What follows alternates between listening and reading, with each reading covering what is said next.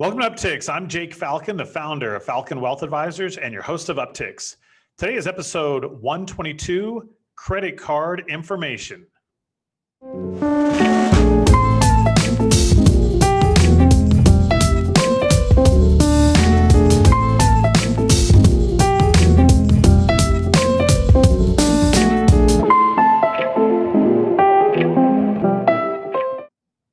Okay, welcome back to the show. I hope all of you out there are staying safe and healthy during this horrible pandemic. For today's topic, I wanted to talk about the dreaded two-word that makes some people cringe or some people excited because of the perks that they get. And I want to talk about credit cards. Credit cards can be a wonderful thing to help you build your credit score, or they can be a horrible thing and cause some people very much anxiety, to be in bad financial situations, fear, distress, can cause marital problems, and all the above. But they don't need to do that. So for today's topic, I wanted to talk about some credit card information that you may or may not know about, and some useful tips on ways to manage them so that they can benefit you and not be this burden or this heavy weight on your shoulders. So this may go without saying, but the whole point for the consumer for a credit card is to boost your credit score. Now, some people will say, well, Jake, why do I care about my credit score? I'm retired. Everything's paid off. I can pay for cash for anything that I may or may not want. Why do I care about my credit card score? And you're right, to some circumstances, maybe you don't care. But if you ever do need a loan, let's say you want to buy a car and instead of paying cash, you want to use the bank's money and get a 0% or 1 or 2 or 3% interest rate. Or maybe you want to buy a home or a second home and you want to mortgage it. Or maybe one of your kids, you need to help them out and you need to borrow some money, whatever it may be. To me, it just pays to have a good credit score, and the credit card companies can help you achieve that. And so for a consumer standpoint, that's why you should be considering, they're not for everybody, considering using credit cards. Also, in today's environment, you can't just always go down to the store and pay cash. It may be unhealthy for you. So you may want to use credit cards. And, when buying things online, at least it used to be, debit cards weren't nearly as protected as credit cards, right? So if somebody gets your debit card, now they have a direct link to your checking account. And that's a lot more riskier than just having a link to your credit card, which has a little bit more protection potentially and some insurance, right? So it's another reason to use a credit card versus a debit card when shopping online. Now, it is a business though, right? So for the credit card companies, the people on the other side of this transaction, they are counting on the fact that you're not going to pay off your bill every month, or they're going to ding you in fees, and maybe you're not going to use the rewards properly to take full advantage of the fee program, right? So the whole concept is you want to use a credit card to help build your credit. They want you to use a credit card so that you pay fees or pay extremely high interest. And so it's this battle that you have to play back and forth. Okay. Now, again, coming from your financial advisor, it goes without saying, in my opinion, you should not be carrying credit card debt. And I know in a perfect world, all of you out there would not have any credit card debt, but I know stuff happens. You may have lost your job. You may have applied for that department store credit card because you saved 20% off your purchase, and then you never got around to making the payments, and instead you're paying the minimum or just over the minimum.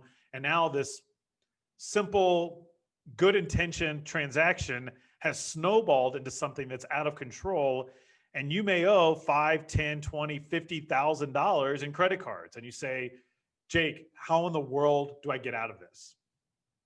Now, there's two schools of thoughts on how to get out of credit card debt. And I have an opinion on one, but I'll talk about the one that I don't typically recommend for our clients. And a lot of financial gurus do recommend this. So I'm not saying it's a bad thing, and I'll tell you why I don't recommend it. But one is what's called the Snowball method. And I don't know if you've heard of this before, but the Snowball method is what you do is you line up your credit cards. Maybe you've got 4 of them. By the way, a side note, I recommend only having maybe 1 or 2. It's a lot easier to manage. But let's say, again, for this person, they're out of control a little bit and they got some high debt. So let's say you have 4 credit cards, okay, for this example. Well, the Snowball method would suggest that you pay the minimum on each card except for the one with the lowest balance. And the whole idea is that you want to pay that one, you want to put more on that one as quickly as possible and get that card paid off, right? So then once that card's paid off, now you only have 3, and then you tackle the next one. Now, the reason a lot of financial gurus suggest using the snowball method is from a psychological standpoint. It helps give you motivation when you're seeing progress and you say, okay, I've got that XYZ credit card paid off. Don't need to worry about that one anymore. Now I only owe 3. Right. And I get it. I get the psychological aspect behind that. And I think that's why a lot of financial gurus say to do that, which is fine. In my opinion, as long as you're paying them off, that's probably the best thing. Now, me taking the emotion, trying to take some of the psychology out of it, what I recommend for our clients that have a credit card issue is rather than pick the smallest balance, instead we pick the card with the highest interest rate, right? So one may be charging you 0, 110, 115, and 120%. Well, I would suggest, who cares what the balances are? Let's pay that one dinging you every month the highest interest. Let's pay that sucker off first, so you're paying less in fees over the long run, right? Just from a pure, and people can crunch the numbers. And again, everybody's situation is a little bit different. Depends on how much of a balance you have on each one. But all else being equal, believe it or not, the two strategies aren't drastically different. Normally speaking, they can be, obviously, if your balances are drastically different. But for my clients, I like recommending, hey, let's pick the highest interest. We know that one's costing us the most money. Hopefully that gives them some motivation, saying, hey, we're going to knock down this 20% interest, and that's going to be gone, right? You're not going to pay that interest anymore. And then we'll go to the 15 and the 10 and then the 0, or whatever you may do. All right, so that's a couple strategies in there for paying off debt. Now you hear also, playing this juggling game where you're jumping credit cards over to the 0% interest. That's all fine and dandy and not a bad idea, but you have to be careful because you're making the strategy a lot more complicated, and you could be potentially damaging your credit along the way if you're opening and closing credit cards. When you close a credit card, that decreases your credit limit available to you. And so you have to be careful with juggling things around. Also, people will maybe take out home equity lines of credit or borrow from their 401k to pay off credit cards. Again, in some circumstances that may make sense, but not always. So I can't really give a broad blanket level of advice here. What it does is give me a call, let's meet, we'll talk about it, right? Or certainly another financial planner on my team can help you crunch the numbers and see which scenario makes most sense for you. But again, don't fool yourself. If you say, okay, I'm going to move it to 0%. I know I only have a year to pay it off. I'm going to go do that. I'm going to make this happen. If you have a history of not doing that, you may not make that happen. Maybe you will. And again, I hope you do, and you make those adjustments and that happens. But I think just setting up a plan, automating the payments so you don't have to think about it, and then tackling the largest interest, again, in my opinion, first will help you start to see some progress. Okay.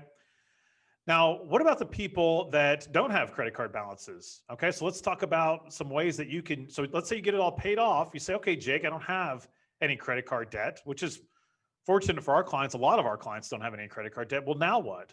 Well, why do you want me to use a credit card, Jake? Again, the idea is I want you to keep that credit score high.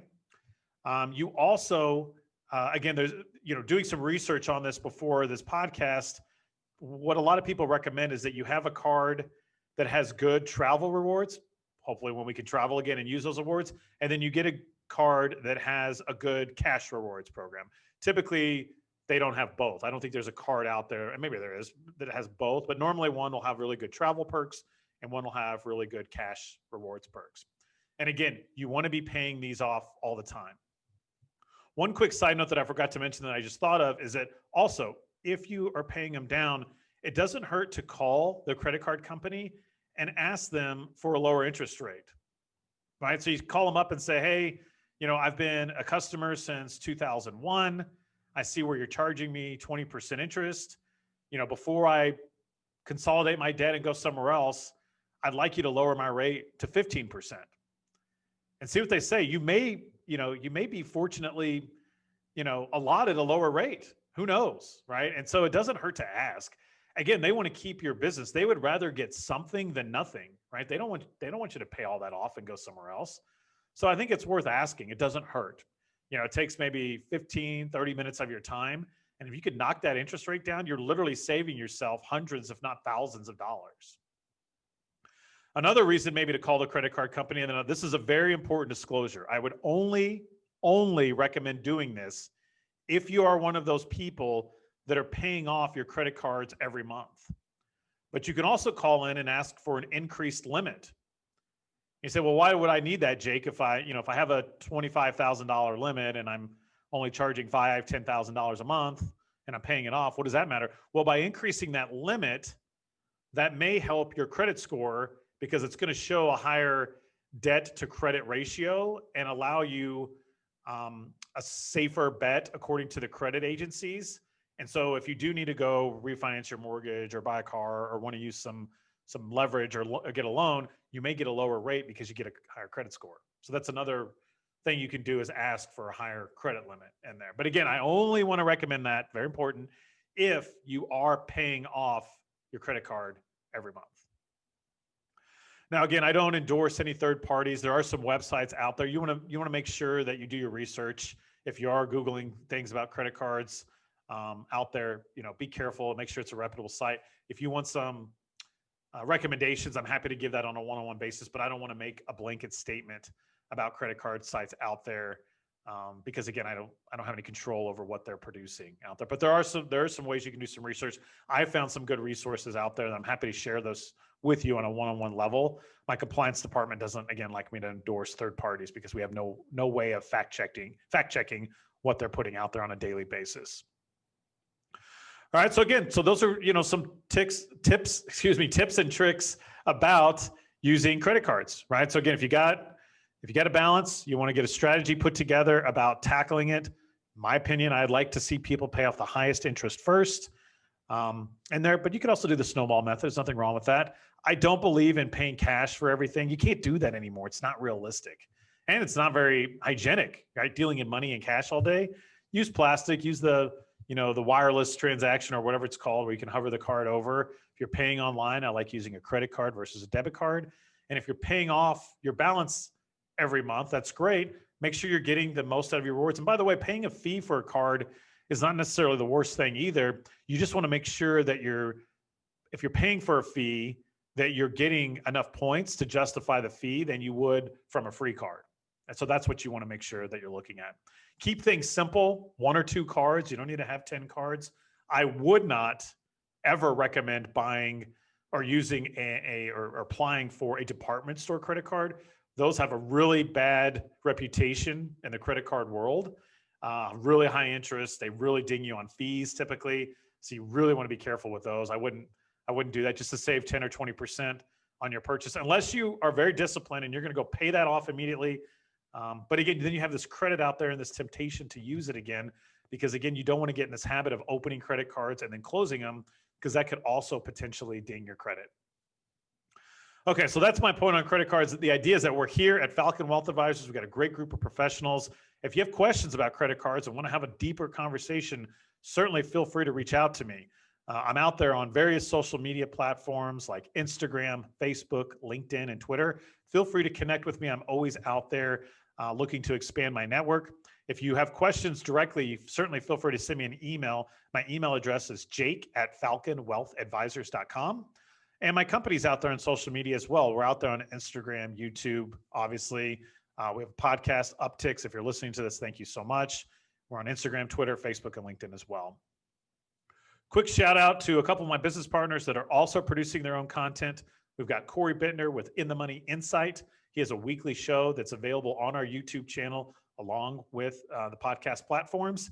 And then James Lewis, who's writing his own blog and publishing his own podcast called Financial Philosophy. So be sure to check those out if you're looking for more content from your friends at Falcon Wealth Advisors. As far as fun things going on, don't have a lot. The holidays are fast approaching. So again, I hope all of you out there are staying safe and healthy. If you are doing traveling, that you're spending time with your family, that you're being socially distanced with each other and being safe. I've got some good reports on the vaccine, hopefully filtering its way through. Hopefully we'll firm up things with the election and we swing into 2021 with hopefully, a brighter future ahead. But thank you again for tuning in. I hope all of you have a great week.